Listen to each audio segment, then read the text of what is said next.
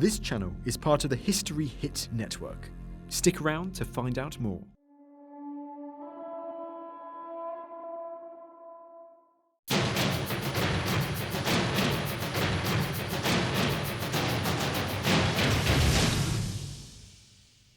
Welcome to a secluded valley somewhere in deepest Wales. Time Team have come here to solve an amazing mystery.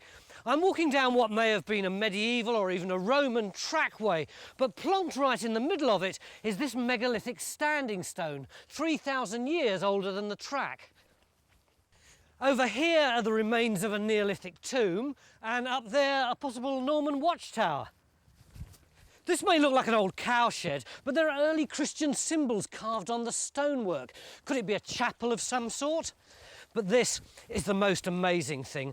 It's a natural spring. Might not look much at first glance, but in it, the landowner has found hundreds of Roman coins and bits of medieval jewellery and blades and buckles and statues and this weird collection of carved stone heads. What on earth's going on here? Why have all these fragments of history and pieces of archaeology turned up at the same place? Time Team have got just 3 days to find out. Come on.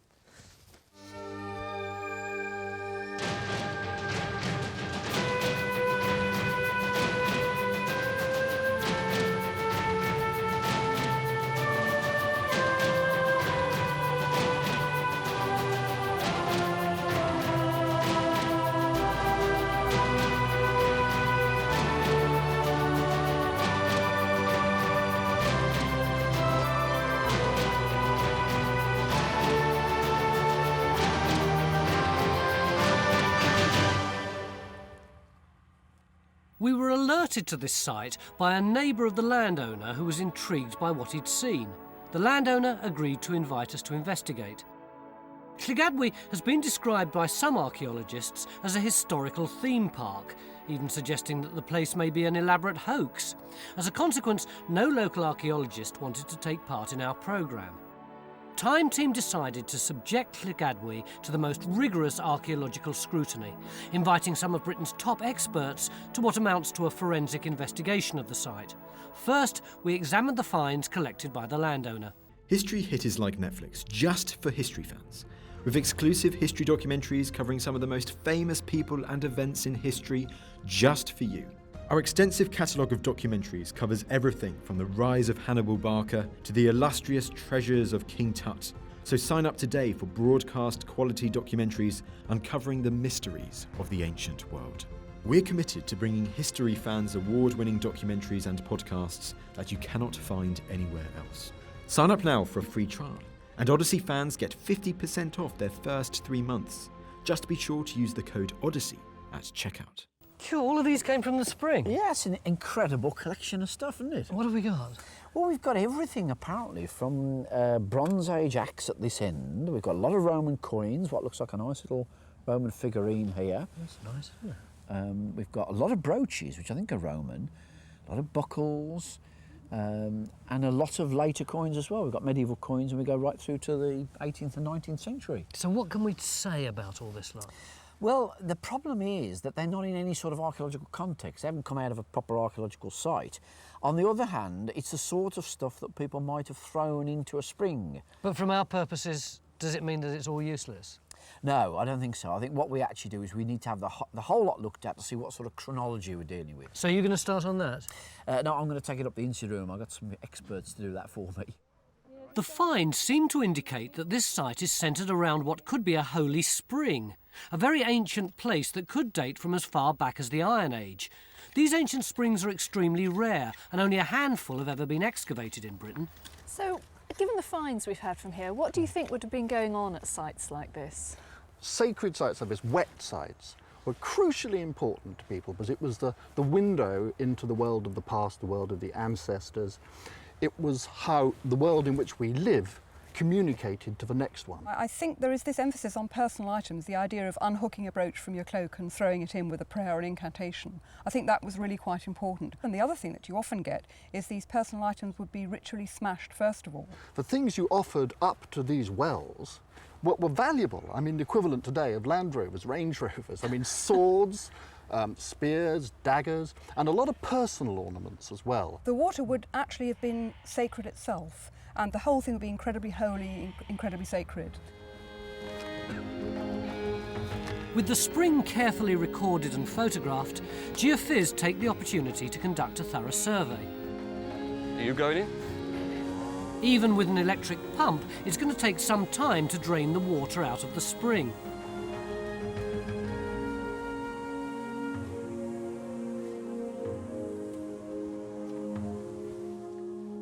Because the finds are already out of the ground and out of context, we need to pinpoint exactly where they were found.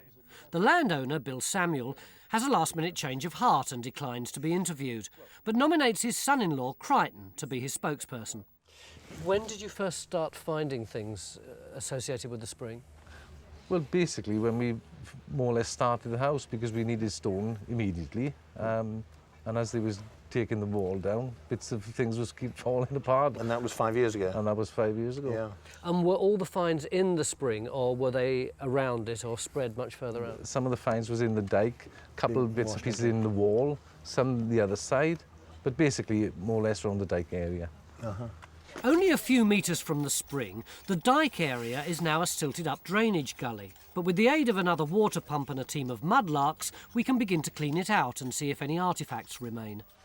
Did all the monuments look pretty similar then to how they look now? Well, like the Neolithic tomb, for instance. No. Only that some of the stones was obviously collapsed.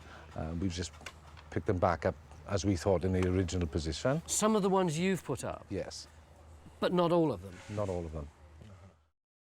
So we now know that the area has been extensively landscaped, but this shouldn't stop us proving whether the Neolithic tomb is real or not. Phil? Tony? How do you know that this apparently random collection of stones was a Neolithic tomb? We don't know that it is a Neolithic tomb. That is the major challenge. We have to actually make sure that we find out definitely which way it is. To all intents and purposes, everybody looks at it, says it looks like a Neolithic tomb. We have a corridor of stones with a chamber. That's this? That's the corridor of stones. This is the corridor. Passageway leading up to an end chamber, and that would have been slotted into the side of a big mound. Are you happy that it's Neolithic? I find it slightly puzzling. It looks right, it looks okay. But the fact that a monument this big has seemingly gone unrecorded, I find slightly puzzling.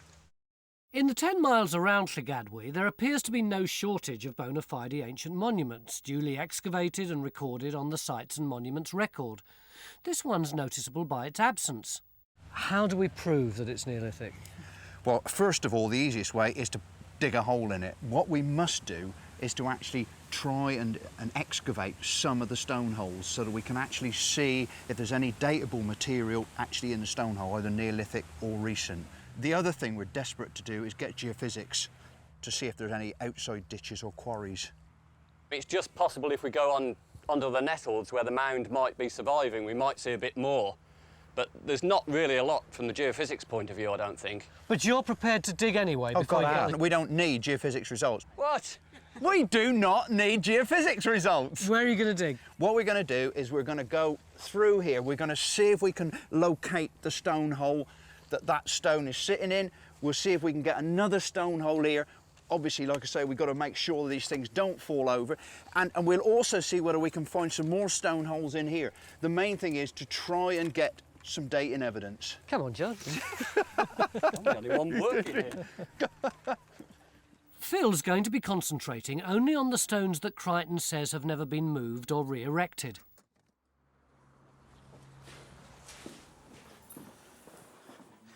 There we are then, chaps. Hi, mate. That's all the stuff. Right. This is what the farmers found? Yeah, I want you to get cracking on this. I'm particularly interested in the dates of the material, and then when you've sorted out the dates, whether it's what you'd expect from either a spring or a site of a particular date. I'll come back in about 3 hours, shall I? We'll need it. We'll need it. Yes, see you later. See you then. Thank you. You seen that? No. Not my period. No, not mine, sadly. The electric pump seems to be keeping the water level down, making it easier to clean the bottom of the spring, which seems to be composed of a clay layer filled with large stones, but as yet no finds. So Carenza and Miranda decide to examine one of the spring's more gruesome artefacts. I mean, there's been an awful lot of strange things found here, but this seems to be one of the oddest. Oh, that is very strange, yes. What do you think it is? Well, at first glance, it looks like a head pillar. And that it would be something which one would expect to find in southern France, later Iron Age, say 3rd, 2nd century BC, attached to a temple which was involved in a kind of head cult. How would it have worked? Well, the Celtic Gauls in that area had a custom of fighting their enemies a lot and collecting the heads of their dead enemies and then bringing them back to their sanctuaries and placing the skull in a niche, very similar to that. This pillar would be standing upright as part of the sanctuary.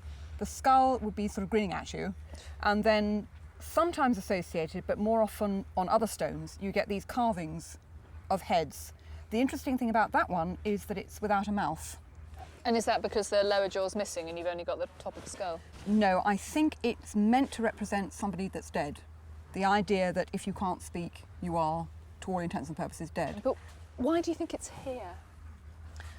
Well, that's a big question. It's a big worry. It is totally different from anything else in Britain. The fact that it's here is extremely odd, and I do worry rather about it. John's worried as well. He's now completed a comprehensive geophys survey of the spring and the tomb and found absolutely no evidence of any structure anywhere. So maybe Phil was right, that he doesn't need geophys to start work. Jodie, Yeah? look what I've just found. Oh. Oh, wow. How about? Get your hands off it. It is. It's a little scraper. Scraper, isn't it? Isn't that gorgeous? That's lovely. I think I'll probably clip the end of it with the... Where is And that what's from? that? Pot. It's not. It is. It is pot. Things looking up. Good God. What you got, Phil? You'll never believe this, Tony. Look, I was just going to pick this turf up to bung it in the barrow. Yeah. And look, what do I find? Beautiful little flint scraper. And this would be Bronze Age or Stone Age, or can you not? Well, I mean, you could have something like that easily in the Neolithic, couldn't you? Yeah, no problem. And then, like, look, the next turf along, and what happens? Prehistoric pot. No, I don't understand this. What do you think, Francis? Well, it wasn't made yesterday, was it? I'd have said that was prehistoric. It's quite soft. It just goes to show you shouldn't make up your mind before you've got all the evidence. Phil, Jodie and Francis were pretty convinced the tomb was a fake, but now they've got seemingly in situ archaeology to prove themselves wrong. There could have been an ancient site here, and that's how the flint and the pot got here. But it doesn't mean that those stones are ancient. So are you saying that these could just be scatter or something that was dropped later? If there was a prehistoric site here, I mean, just a settlement, maybe someone stopped to have breakfast and did a bit of napping, and then later they came and put that stone thing up. Oh. You see what I mean? Oh, yeah, yeah. We got to be a bit careful about jumping to conclusions. I mean, I'm still being very cautious. How can we really ascertain whether or not those finds are anything to do with this? The crucial thing is if there's anything like this in the hole that was dug to receive that stone. That's exactly what we want to do. That's exactly the key it. thing. That's exactly it. That's what we said when we set out with the trench. So that's just about getting down lower. To get into the stone hole itself. You've got to get into that. And I thought there's a good chance, if you've got this sort of stuff knocking around on the surface, it's a good chance you'll find a lot down there. Yeah. Back at the spring, it's all getting very messy. Yeah, I mean, I think we just scrape down to the clay, don't we?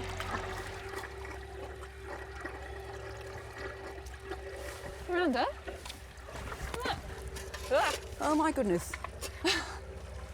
Part of a Roman brooch. Look at it. See? A bit enamelling. God, the enamel's still there, green Yeah, and red. Green and red. That's really quite rare. It's expensive. It would have been somebody's really valued possession. Again, it's snapped. So they would have kept part of it, thrown the rest of it into the water, That is amazing. It's in beautiful condition, It's in isn't it? superb condition, and it probably would have been possibly the most valuable possession this person actually had. Really? Yeah, yeah. I mean, that is the Excellent. first proper Yeah. find we have found here out of situ excellent. that we know came Congratulations, that is brilliant. That is absolutely wonderful. What does that make you feel about the site now? Do you feel a bit more... I feel a bit happier about it, I must say. I feel a Yes. lot happier now we've known Absolutely. that we've got There is some stuff from something, here. yes, absolutely, yeah. You cannot quarrel with that at all. Right, time's up, chaps. Where have we got? Going nicely. Going nicely. We've been sorting the material out into different periods. Yeah. It is fantastic, isn't it? I mean, there are more finds here than we might expect in a whole series of times. Well, that's right. We've got a figure of the god Hercules here, and what looks like a goddess's head, and these little animals here may be associates of gods, so it looks like they're ritual objects, and we've certainly got all these brooches, and if you look at them, you can see they're all broken. So if you've got all these, is it reasonably fair to conclude that we're likely to have a Roman ritual spring? Not yet. Not yet. it doesn't contradict the picture, but there is, you know, we're not totally settled about it. And what about all these coins here? They're a good selection of coins from virtually any site from Roman Britain, but they're not really happy about being a spring. What do you mean they're not happy in being a spring? Well, if you compared it with Coventina's Well on Hadrian's Wall or the Sacred Spring at Bath, then you'd have almost all the coins piled up there in the 1st and 2nd century. Where we've hardly got any. Where we've hardly got any. We've got tons in this line here. Then What's this line here? The big wells trail off, Yeah. whereas we get started somewhere around 300, which is a bit of an odd time for a sacred pagan spring to get started, just when sacred things are going a bit, So what do you think these might indicate? Well, they're much more like the typical site finds from a villa, from a settlement, from a town, that sort of thing. So might there be a Roman settlement round here? It's likely the coins come from a Roman settlement, but I can't tell you where that is. Curiouser and curiouser. So what about all these coins? Well, these were struck in 1797 for George III in the new steam presses, which had just been introduced to show off the Industrial Revolution. Very heavy penny pieces. So was something happening here during the 19th century about which we don't yet know? That's a possibility. It does look as if there's a big peak of activity and interest in our site around the early years of the 19th century. Very odd. It is a puzzle, isn't it? So what should we do tomorrow? Well, it seems to me we've got to look for a Roman settlement, and you know, we need to get the geophys people onto that and talk to Stuart about it. But we need to talk to Robin and the historians about what was going on around here during that peak in the 19th century. It's an amazing collection, isn't it? It's wonderful, isn't it? Only just begun. Keep going. It's almost the end of day one, and it's time to see if Phil and Francis have confirmed the Neolithic tomb as genuine. Francis, you said to me that if you manage to get under these stones, you might be able to work out whether or not it's a Neolithic tomb. So is it? No, absolutely 100% not. How can you be so sure? There's no doubt at all. We dug down, and you can see this one here. You can get your trowel You right can get your hand underneath it. It's incredibly shallow. I mean, I could push it over now with no effort. And if that had been standing here for 6,000 years, there's no way it would still be upright with foundations that deep. Not only that, Tony, we've actually got some dating evidence. Show me, show me. You remember when we said the crucial thing was actually being able to date the pits that the stones were in? Yes. You just see here this very stony material. That is the actual fill-in of the pit that stone is sitting in. And look what we found in it. That's not Neolithic, is it? Blue china and a piece of drain. That is actually in here. And so what we think has happened is that stone has been put up, this has been thrown in afterwards. That stone has got to be dated by this material. And I mean, what we reckon? I reckon 20 years. 20 years. These finds may be modern, but these ones which you got up from here this morning are Neolithic. Neolithic people could have been living here. They could have been making pots, making stone tools and actually living here. We're not disputing that. But the site itself, the structure, which looks Neolithic, we can now show it not to be. So we've achieved our goal, but are you a bit disappointed? No, it's great actually, because we've stopped a load of rubbish getting into the record. You know, archaeology has actually worked out how old they are. Yeah, I mean, it is a total thought process. You know, we set ourselves goals, and each time we ticked them off. So it seems we were right to be dubious about the tomb, and we can now eliminate it from our site map. But what of the spring? We've found a couple of coins and a Roman brooch. Not enough hard evidence yet to prove that this is a real ancient site. So I wonder which way things will go tomorrow. Join us after the break and find out. It's the beginning of day 2 in our quest to find out if we're on the site of an ancient holy spring. Roman artefacts are still coming out of the mud, but they're not enough to convince our experts, especially since yesterday when we proved archaeologically that the Neolithic tomb was probably only 20 years old. Today, we're going to investigate a supposed Norman tower, while geophys search for a possible Roman settlement. And I'm going to try and find out why we've got so many 19th century coins. We've got all these coins from the early 19th century and around that period, which seem to imply that something special was going on around then. Have you any idea what that might be? Well, we've turned up the Reverend Thomas Price, an incredibly well-known bardic authority. You know, he was into the revival of Druidism, and he came here to Cwmdu, the parish in which we're situated, as the vicar of it in 1825. Now, he's not only into the revival of Druidism and bardolatry, if you like, but also he's good at woodworking and stoneworking. Having looked into his biography, we find here, in this picture, he erects in his vicarage garden, from stones that he's gathered from local quarries, a prehistoric cromlech and a standing stone. And you just wonder, with this creative antiquarian impulse, whether, having become acquainted with this site, he doesn't decide to augment it with additions of his own. To add icing to the cake, we've got a wonderful portrait of him at the height of his powers. So is there the possibility that everything that we've seen and everything that we've turned up are down to this guy? There's the possibility that he imported stones and built structures. He was a great collector of antiquities, and he travelled widely in Europe, where he must have picked up all kinds of artefacts. So he could have created antiquities on this site. He could also have popularised the site to a degree among the locals. He could even have salted our spring with the coins that have been found. With no more finds coming out of the mud at the bottom of the spring, it's decided to start a trench in the boggy ground beside the supposed chapel and skull pillar. Another trench has been started to investigate what is known locally as a Norman tower. Barney, this is supposed to be a Norman tower, so what have you got so far? Well, nothing Norman so far. Right. We've taken a little slot in here. Well, this looks like a floor, doesn't it? It is, yeah. It's a flagstone floor. Yeah. And it's just coming off to reveal perhaps another flagstone floor. Right. So we've got a bit of a sequence. Yeah. How does that relate to the wall? Well, I'm not quite sure yet about this earlier one. The later one butted up against it, so that's all right. Right. But there's a few funny things about the whole building, really. It looks very odd, doesn't it? You see one of the corbels there? Oh, this thing here? Yeah. Yeah. That's one of the supporting stones that runs through the wall, but it's supposed to be the other way up. It's upside down, isn't it? Yeah, yeah.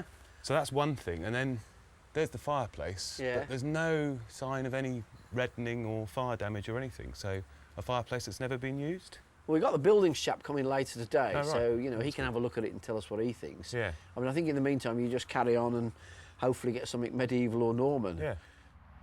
But John's still looking for Roman. Or is he? I think he may have given up. In the spring trench extension, Jodie starts to uncover what looks like another Roman pin. I thought it was a pin first of all, but it looks like it's coming out to be a spoon. Do you want some? Yeah, that'd be great. Thanks. I think perhaps we should call someone over. Yeah. Brenda? Yeah? You got something? Yeah. I think it might be a spoon. Do you want to? God. Yes. Seems to be more. Perhaps it's a fork. It's solid. You got straight. It's a sword. No. It's a no. Look. Look, it's coming straight back like that. That's the handle of it. Well, no, might not. Wow. God, but Oh, wait a minute. What is it? oh, yeah. Yeah, it is. Look, it's carrying on. Oh my God. Come and have a look. That, Good Lord, what is it? it's a sword. You're kidding me. We've never had a sword in Time Team before. It looks as if this is the scabbard. That's part of the scabbard decoration.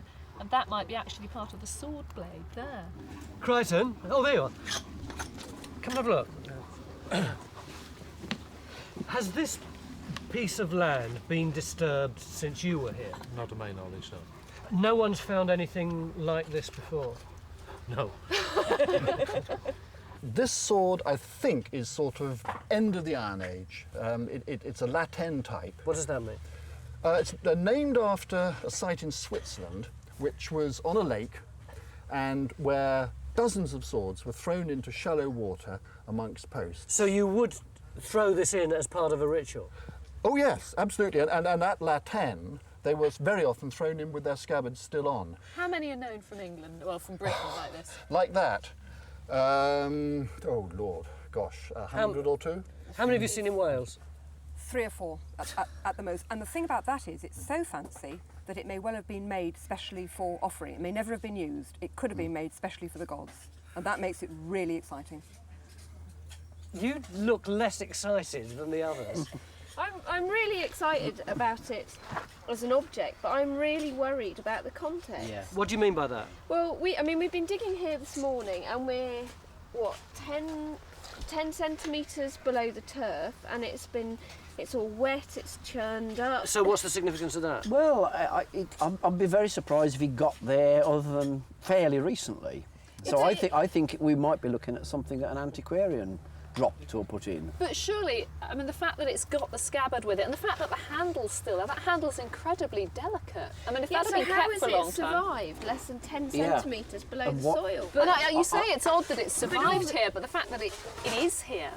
But this is unstratified. Yeah. In our trench, we are, as far as we're concerned, in terms of layers, this is still the topsoil. And there have been absolutely no other finds at all in here, which is very strange. And we've had very, very few finds that I've seen of the late Iron Age. Absolutely. And when you have late Iron Age sites, you have finds coming out of your ears. They're everywhere. I mean, the Latin swords at Latin, I mean, it was a deep litter of them. But we don't know that. Yes, we don't know that we're not going to find any more. We've only just done this little bit. Oh of no, sure excavation. thing. But all the finds from this site so far have been Roman. Surely at the moment it's far too early to understand why this is here and how long it's been here. But anyway, surely it's an incredibly important Unbelievably find. important. Whatever it And is, it's Even if it's been put here by an antiquarian. Absolutely. Yes. Oh heavens, yes. As an object, it's a real object. I don't think we're any of us are worried about that. As an object, it's very, very important. But it would be even more important if it was in a very early context. But I think Jen and I are very, very sceptical about whether it is. Okay, Eeyore. Not Eeyore at all. What do we do next? Well, we've got to look round it, get the whole thing, and more importantly, the conservator has got to get it out and look at it. We need to have a much better idea of sort of the context, Yeah. where it is. We've got no idea of structure. I'm not an Eeyore at all. We came to this site because there's loads of finds from it and no context, right? That's why we came here. And so we're finding objects all over the place. That's important. But it's the context that's absolutely critical to understanding this site. So we extend. Yeah. We work very carefully around it. We found the conservator. Yeah. Happy? Absolutely. The concerns about context have now spread over to the other side of the hedge, to the gully, where tons of mud have been sieved and several artefacts recovered. But they don't seem to be the right sort of artefacts. Well, it's basically all metalware, isn't it? You've got a few little bits of pot there, a lot of coins. Now that's really interesting. See that brooch? Yeah. Well, it's a lozenge type, but it's a mid-1st century type of brooch. And as far as I know, they're almost all found in East Anglia. Which we're not in. Which we're not in. There are a couple of outliers. It doesn't preclude the possibility of a stray, but it really isn't the kind of brooch you would expect to find in this part of the country. And the other thing is, not only is that mid-1st century, yeah, but all the coins you've got here are 250 to 300 years later. I'm having a lot of trouble with the coins. The coins, these ones here, this is what I expect to find. They're slightly pitted, there's decay, there's corrosion on them. Look at these two. Well, the first thing that strikes me is that they look as if they've been cleaned. And in fact, if you look on that one there, you can actually see what looks like a gouge mark. But it's got the kind of polished effect that you can produce by rubbing it with a brass brush. I've got a real problem with this. As an archaeologist, I've got a collection of metal items. I am sieving, I've got a sieve over there, I'm sieving absolutely everything out of the ground, and I have 2 pieces of 19th century pottery. Mick, the rule with any Roman site is that you can hardly move for pottery and tile, and there's absolutely none here. The coins, they're all genuine, but they should come along with a whole pile of other Roman material. You're absolutely right. What really matters here is what's missing. Yeah. That tells the bigger story. I've been digging for 20 years. I have never seen an assemblage that looks like that. There is something wrong with this. So is it sorted then? Yeah, I think it is. Sorted. Yeah. So have we got any evidence for a Norman building? No. I'm afraid not. Right. Uncle Norman, perhaps. But we've got some good stratigraphic evidence for it being 19th century. 19th century? 19th century. Right. We've got this wall. Yeah. And we took the floor off. Yeah. And underneath the floor, there was this makeup of soil. And these stones, and they go right underneath the wall. You can see that, right underneath it. Yeah. Underneath those, there's a piece of something like a Keeler marmalade jar or something. You see it? Crikey, yeah. Yeah. So you don't get much better stratigraphically. Well, no, you don't know. So you've got some, I mean, what's that going to be, late 19th century? Yeah, or something like that. If we've got that there, Will, what does that say about what's going on up here? At first glance, it all looks very plausible in that somebody's obviously, looked at the local architecture and followed it pretty closely. Yeah. But once you start to actually examine it, you can see that the jamstones actually are late 16th, early 17th century. Yeah, right. The giveaway really is this very grand fireplace and, great deal of expense for stone windows, and the original eaves level is actually below the level of the joist sockets.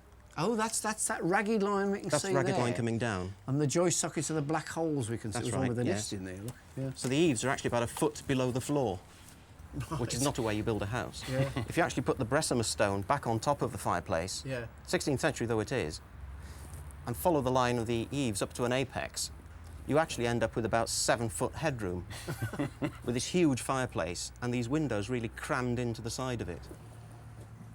The building doesn't work as a building, does it? No, it doesn't. So what are we looking at, some sort of folly or...? It looks very much like that. There's evidence of 3 different types of mortar used, one of which is distinctly 19th century, and it's in the core of the wall as well. Yeah. It's actually got coal and iron slag in it, which must have been, therefore, that's has to be post-industrial revolution. Yeah. In this area, yes. Yes, yes. Well, that all seems fairly clear. Stuart has had 2 days to interpret the map evidence and confirms what we already suspect. In 1844, which is Tide map. the earliest data mapping we've got, correct, it shows a fairly ordinary farm complex down here. The present house is just there, Robin. Right. This is the house, the farmhouse, and this is the farmyard down here. Right. In 1886, 1904 period, the story moves on. It's very different.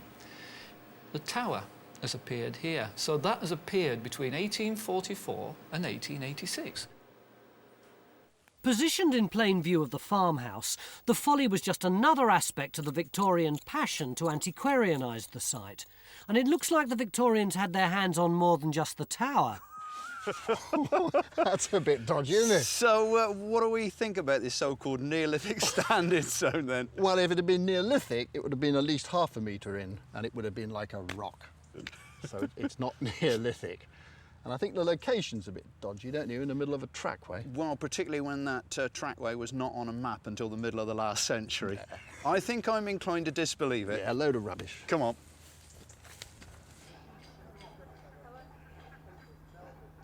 Could you tell us how far this is going, the actual sword blade?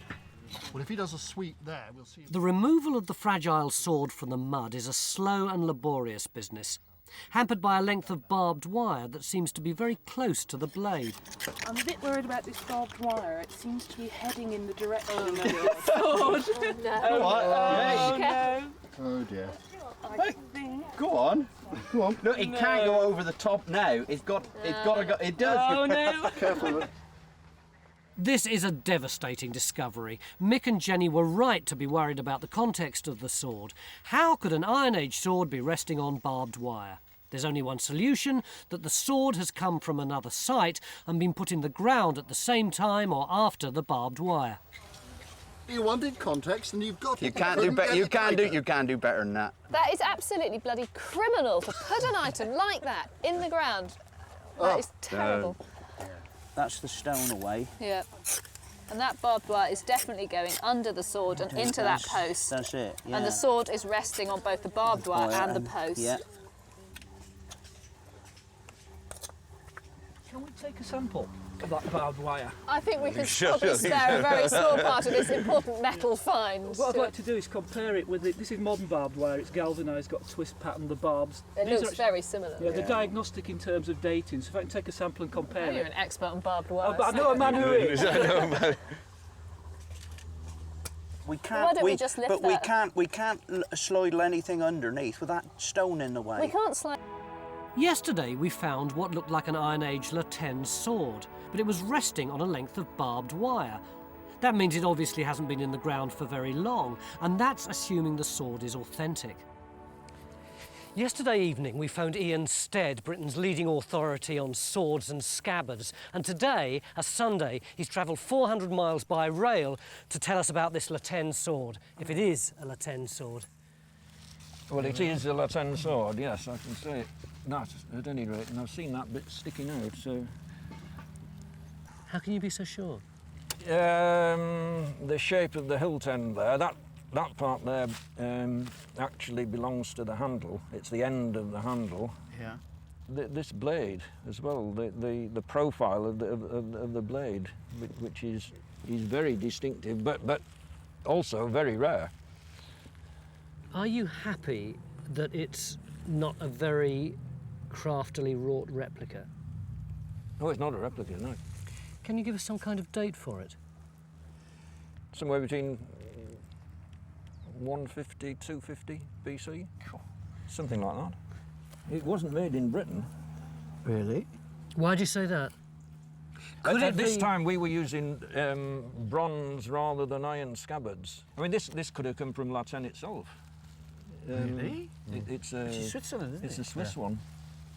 So are you saying that it would have been manufactured at La Tène and brought here by someone in the Iron Age, or could it be one of the finds from La Tène which has got over here much later? Your guess is as good as mine. I mean, I would think it's not been manufactured in Britain at any rate. When it came over, is anybody's guess. That is unusual, yes. I mean, Is it the sort of thing, Ian, that you would expect to find here, you know, sort of south central Wales? No. Right. No. Now we can see what our La Tène sword will look like when it's fully restored. Worn by an ancient warrior, hanging on his belt attached by what is known as a baldric, and over 2,000 years ago cast into a Swiss lake as part of a long-forgotten ritual. But how did it get from Switzerland to South Wales? And more importantly, when? This is a blow-up of the photos we're looking at. Stuart, meanwhile, has turned up an aerial photograph from 1972. This is the hedge line. Yeah. That, which was a derelict barn then, is now the front of the house. That's the tower there. Yeah. So we've got other reference points on there. Now, the spring position would have been there. It magnified, and we've changed the contrast as well. There's nothing Well, I mean, showing that's through again, there. it's in sunlight, so it would be clear, wouldn't Right. it? One of the most telling points when you combine this with the maps is that of 100 years' worth of detailed mapping in that farmyard, none of these things have ever appeared. Yeah. And springs are a very important feature on maps. Yeah. So if there had been a spring there, They would have have put shown on. it. That seems to me pretty conclusive, you know. Stuart's map evidence is confirmed by Geophys, who've surveyed virtually every square inch of this site, including the back garden, and found no evidence of any archaeology at all. We still don't know who inscribed the early Christian symbols in the supposed chapel, so we open a small trench to see if we can find any evidence of a floor. Within minutes, however, they seem to have solved the chapel mystery. Instead of a floor, they found layers of rotted animal dung and a drainage channel heading out of the building towards the spring. So it looks like our chapel is in fact an animal house or stable, but who drew the Christian symbols? We'll never know. But similar inscriptions in other parts of the country are often ascribed to the idle doodlings of bored but religious farm workers. And who's responsible for these strange carved heads? They could be subjected to microscopic analysis to try and find traces of ancient or modern chisel marks. But this process is time-consuming and expensive. And knowing that Reverend Price was handy with his hands, the probability is we'd be wasting our time and money. Oh, that's cleaning up really well, isn't it? It is, isn't it? It's much thicker than I expected. It's really quite a substantial piece of stone, isn't it? Yes. We've got no additional heads down here, and we've still got the head and the recess. Have you managed to find an example of that yet? Well, yes, actually. I have found from southern France, from Entremont, in the Lower Rhone Valley, this stone here, which is a horizontal stone. It was a lintel from a temple. Does that make you more confident that this might be genuine then, now you've found another example which has got the recess and the carving together? Well, no, actually. The treatment of the nose is subtly different. You've got the nose standing proud of the face. Oh, right, yes, the cheeks have been carved away either side and that's been left standing proud. That's right. Whereas if you look at that one, the nose is rather different, isn't it? Oh, yes, it's hollowed out in there. And it's the sort of thing which you'd expect to find if somebody's copying from a drawing, where it's quite difficult to see whether it's indented or not. Right, because you can easily get confused with the direction of light, can't you? Absolutely right, yes. When do you think it might have been done? My guess is probably sometime within the last couple of 100 years. Really? Why do you think that? Well, it may be that it was part of the great Druidic revival, the 18th and 19th centuries in Wales.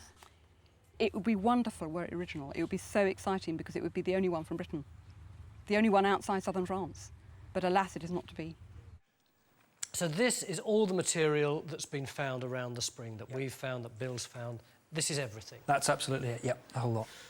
Could our 19th century cleric, Thomas Price, have been the person who put all these finds around the spring? In theory, that's absolutely possible, because with the exception of 1 or 2 modern coins, all this material belongs to his time or before. The problem is that he wouldn't have known how to build it up into the correct proportions that we would expect from large-scale excavation. What do you mean by that? Well, nobody in the early 19th century would bother to dig up and collect this range of coins. He also wouldn't have had the metal detectors to find it. It's metal detectors that have produced this sort of coinage from some sites, or the large-scale excavations of the 20th century that Richard's been involved on other sites. Is there anything else about the finds that might indicate that they haven't been under the earth for a couple of thousand years? What we've got here is a whole range of artefacts, an awful lot of buckles. Again, those are familiar finds from Welsh springs. But if you look, the colour of many of the finds are quite different. They look as if they'd been in different soils. There's this coin here, which looks as if it's been broken very, very recently and stuck together again with glue. Now, just in case you were sceptical about that, I actually saw it come out of the ground. I saw it emerge from the soil, from the sieving, down in one of the trenches. So we know it was underground when it was here, but the Romans didn't glue their coins back together again. And here on the statuette, if you look very carefully, you can see some writing and a swastika. Swastika is an ancient motif. The trouble is it's been cut through the patina, the green that's built up on the metal in the thousands of years since this was made. So it can't possibly have been done in ancient times. So sometime after this had gone green, someone has cut a mark into it to make it look as if there's ancient writing on it. So someone salted this spring with ancient goods. Within living memory. Living memory brings us firmly into the 20th century. But we're keen to narrow it down even further, so Stuart takes his barbed wire sample to see a local expert. Well, we went to the local agricultural wire suppliers, people who supply farmers around this area, and asked him to look at this and give us a date. That's the bit that came out of the trench? That's the one. That was underneath the soil? Yeah. I took some samples from fences and so on round about as well, just to get some idea. But the man at the suppliers said that's less than 20 years old. Less than 20 years old? Yeah, yeah. And I've actually found a match for it in the samples round about, which is that piece there with the weave and the spacing and the gauge. Yeah. And where's that from? That's from just on the fence over there, let me show you. That's where that sample came from. Right. Just almost couple of metres from where the sword was. So it's still in the current fencing? So by Stuart's reckoning, the wire on the fence can't be earlier than 1980. But as we clean up the area where the sword was found, Carenza discovers that the offending length of barbed wire continues into the service trench, a trench dug to supply power to the new house. The barbed wire disappears underneath the service cables, the last piece in our puzzle. This is confirmatory evidence that the sword could only have been put in the ground at the same time or later than when the cables were laid. The sword was lying on top of the wire, and the wire goes underneath the service cables right into the trench. And the cables were laid in 1992 when the house was built. It's time for Crichton to hear the bad news from our investigations. Crichton, the sword is beautiful. It is, isn't it? But there is a disappointment attached to it. In fact, there's a disappointment attached to 2 or 3 things on this site. Basically, we can't tell you that this is either a prehistoric or a Roman site. But the biggest puzzle is the sword, because directly underneath the sword was barbed wire which can't be more than 20 years old. And the clear implication would be that it was put there sometime after the barbed wire, which is pretty contemporary, was laid down. Is there no way that the barbed wire could have got under it, or the sword washed down on it? I don't think so, because it's packed round with rotted dung. And the wire goes right underneath it for quite a distance each way. Clearly this barbed wire was there in the mud when this sword went in on the top of it. The conclusion that all our archaeologists have come to is that sometime in the last 20 years somebody has put a scatter of antique finds down. Have you any idea how that might have happened? I haven't got a clue. Just haven't got a clue. I have to ask you this. Have you or your father-in-law bought the sword, placed them down? Definitely not. And nor have you scattered the Roman Definitely relics? not. Then who do you reckon did it? I haven't got a clue, Ronnie. There's clearly been a long tradition of creative archaeology at Llygadwy. Someone at some time must have planted the artefacts and done so with a motive. Perhaps they wanted to create a tourist attraction and exploit it. Or perhaps they wanted to be able to launder artefacts. Plundered or illegally imported artefacts can be planted in supposedly legitimate sites.